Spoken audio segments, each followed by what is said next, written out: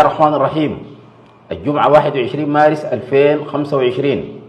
شعبنا الأبي الصامت في ملحمة بطولية خالدة توجت قواتنا اليوم نجاحاتها بمحاور الخرطوم، حيث تمكنت من سحق شراذم ميليشيا الدقلو الإرهابية بمناطق وسط الخرطوم والسوق العربي ومباني القصر الجمهوري، رمز سيادة وعزة وكرامة الشعب السوداني، ومباني الوزارات.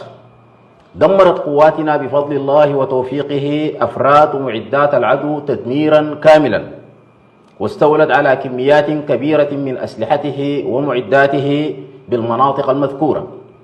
نهدي شعبنا الصابر هذه الانتصارات، كما نؤكد مضينا قدما بكل محاور القتال حتى يكتمل النصر بتطهير كامل بلادنا من دنس الميليشيا وأعوانها. الجنة والخلود لشهدائنا الأبرار، عاجل الشفاء للجرحى والمصابين، نصر من الله وفتح قريب.